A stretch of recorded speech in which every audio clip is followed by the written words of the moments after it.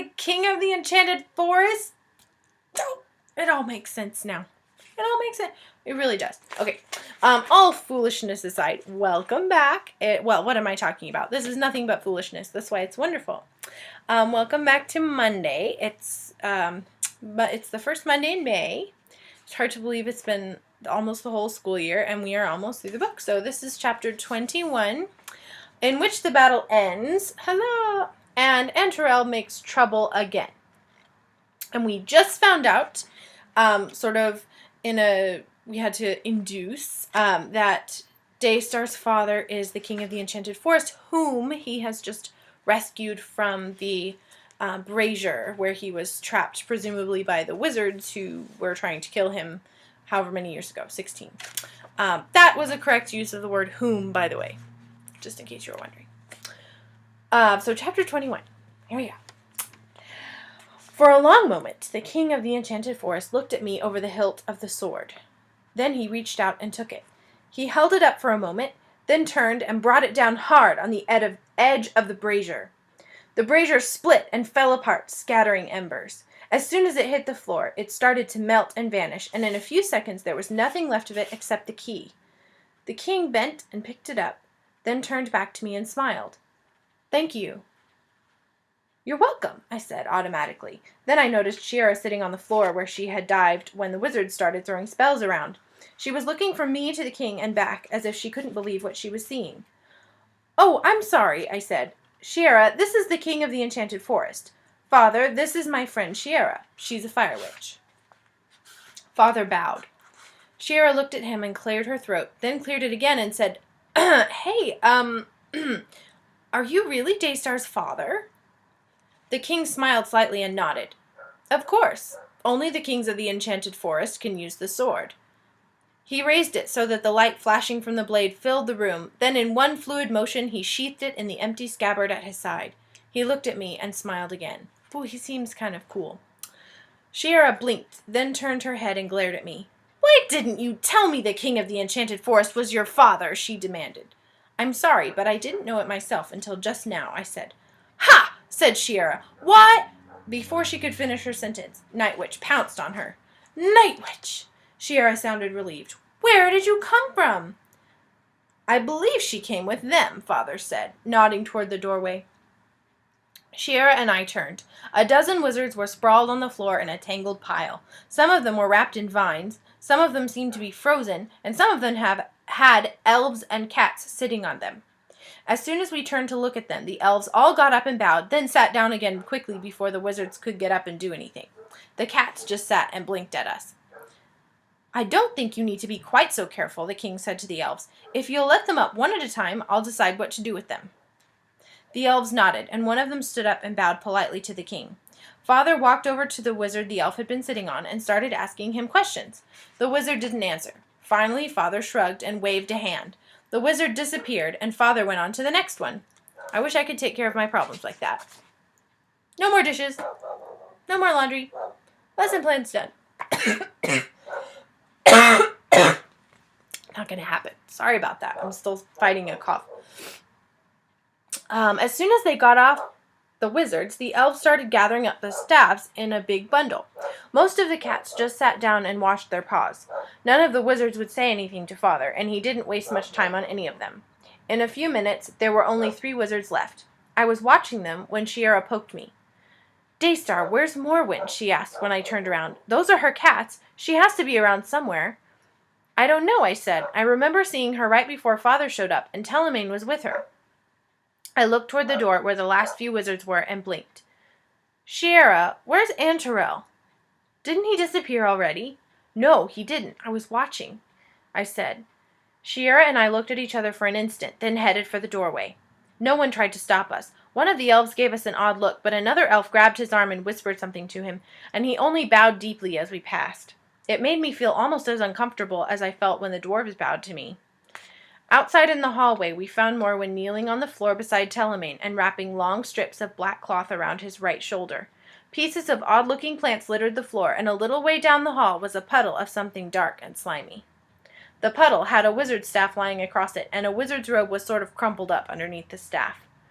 Morwen, Shiera said. What happened? Can I help? What happened was a battle, Morwen said. I should think that would be obvious enough. But how did... Shiera stopped because Telemaine was stirring. A moment later he opened his eyes and looked up at all of us. What was that? He asked rather hazily. That, said Morwen, was a sword. They are long, pointed, and very sharp. You're lucky it didn't take your head off. Telemaine started to shake his head, then winced.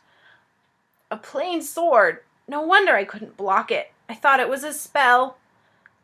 Morwen snorted.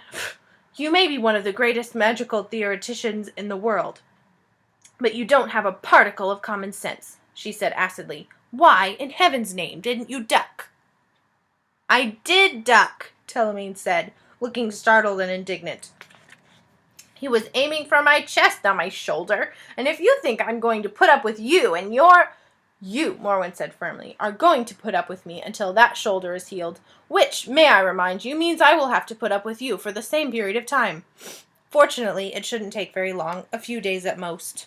A few days, Telemaine said. Are you mad? It'll take at least a week. Not if I change the herbs twice a day, Morwen said in an irritated tone. I should know. It's my field. That means it's her, area that she's studied. Like, music is my field. Anyway. Well, it's my shoulder! I'm so glad you noticed, Morwen said. Stop fussing, or you'll make things worse, and I will have to put up with you for a week. If I have to continue lying on this floor, which is cold, hard, and extremely uncomfortable, you'll have to put up with me a lot longer than that. Morwen got a peculiar look on her face. I'll consider the idea carefully. Meanwhile, she looked past Shiera and me. Mendenbar, can you provide a room for this stubborn magician? Easily, said the king of the enchanted forest from the doorway behind us. Which room do you want? The brown one, Morwen said before Telemaine could answer. He'll need a firm bed to support that shoulder. Father laughed. Of course. He started to lift his hand, and I cleared my throat. I would like to ask them something before they go, I said when Father turned toward me. He nodded, and I looked at Morwen. Did you notice what happened to the wizard who was halfway around the brazier when you came in? I didn't see him afterward. You mean Antorell? Yes, I thought I saw him, Morwen said. I'm afraid I don't recall. He wasn't the one I melted, if that's what you're asking. Could he have gotten away? Shiera asked. Morwen glanced at the king. If you will allow me, I can find out fairly quickly. Father nodded, and Morwen made a chuckling sort of sound. Two of the cats poked their heads around the corner of the doorframe.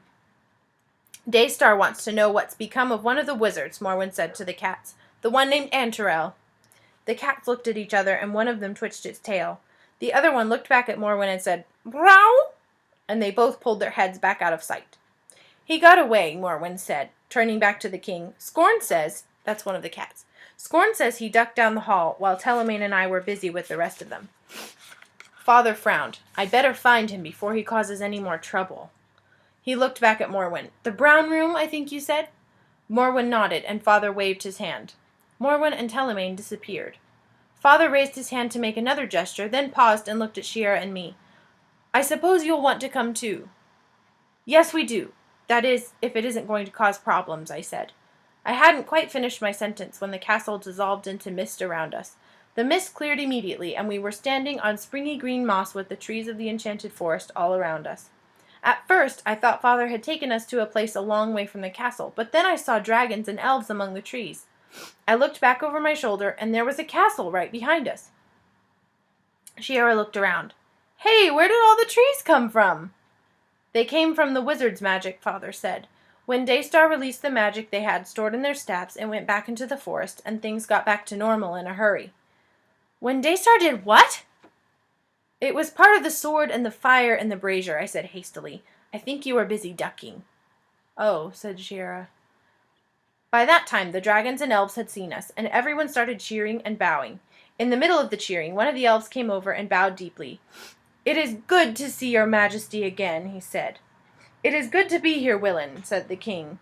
How goes the battle? I believe the dragons are the proper persons to provide that information, the elf said, sounding more and more pompous with every word. If your majesty will wait here, I will arrange... Mendenbar, shouted one of the dragons. So it worked!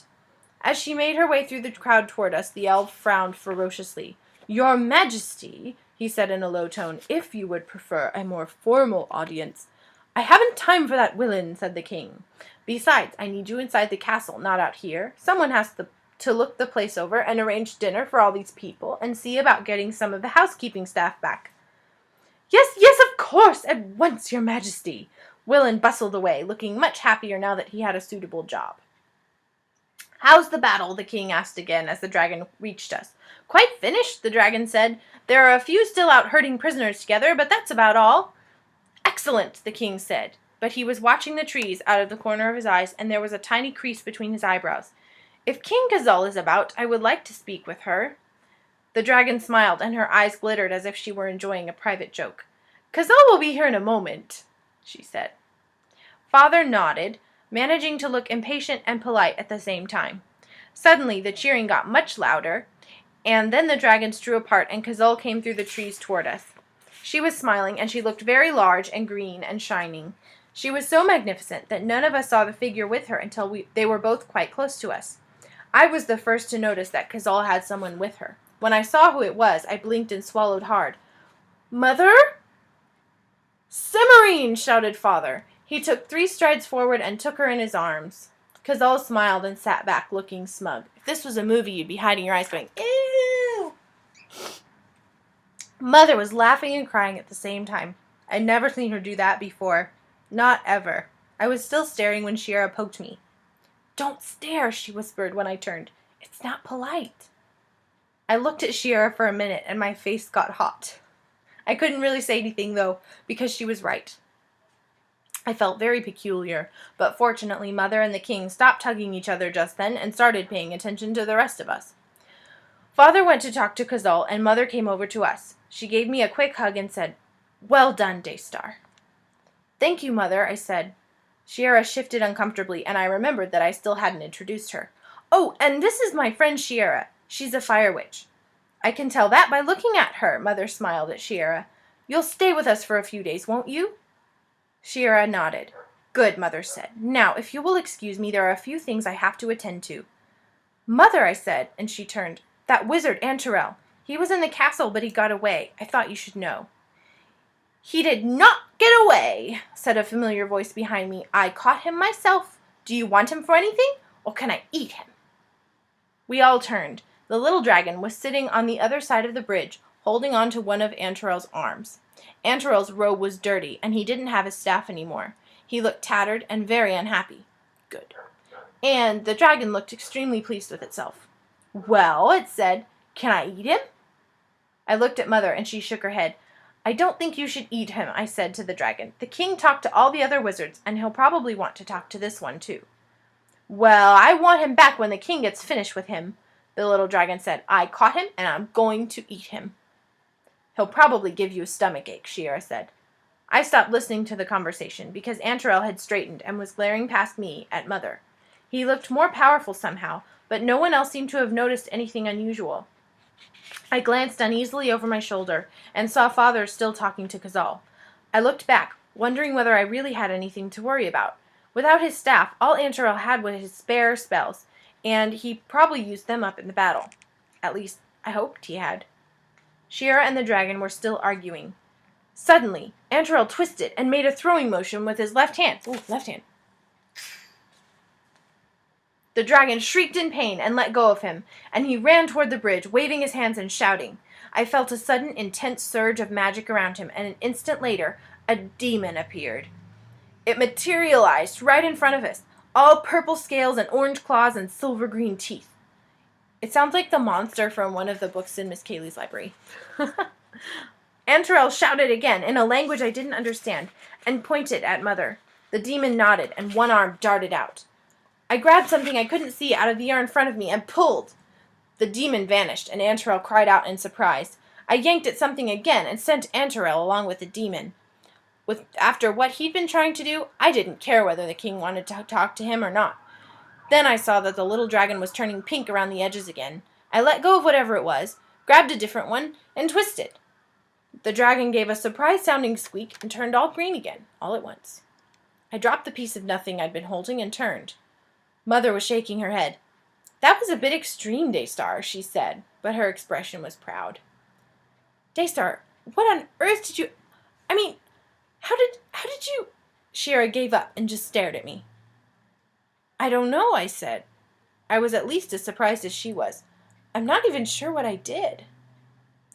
What happened? The little dragon asked. It looked around suspiciously. Is that wizard dead? No, but he probably wishes he were, Mother said. Demons do not like surprise visitors. Oh, is that what Daystar did with him? Said Father's voice from behind me. I wondered. I jumped and turned around to see the king and Kazal standing there. The king was looking at Mother. Kazal was looking at the little dragon. Where have you been? Kazal asked in a resigned voice. I've been catching wizards, the little dragon said proudly. Well, one of them anyway. He threw Dragon's Vein at me again and called a demon, and Daystar got rid of both of them. I didn't even get to eat him, the dragon finished sadly. I see, Kazal said, shaking her head. I think you'd better spend the rest of the day with me. It may, just possibly, keep you out of trouble. I don't understand, Shira burst out. How could Antorell do any magic without his staff? And how could Daystar do any magic at all? And what did Antorell have to do with the sword and everything? The king smiled at Mother, then looked at Shira and me. As long as things seem to be quiet out here, why don't we go inside? That way we can be comfortable while I explain. Shira and I nodded. Father waved his hand, and the enchanted forest dissolved into mist around us. Chapter 22, which I'm not going to tell you the title of because it's very exciting, and it would give it away. So there. Ta-da! Yay! Tune back in next week. It's going to be a really busy week. All of them are from kind of here on out, but we're going to go ahead and finish up the book next week, and yeah, very, very, very excited. It's a happy ending, and most of the things are all tied up, but we kind of get to find out all the loose ends and the backstory for everybody. And yeah, so that's it. I will see you next week. Have a good night, everybody. Bye.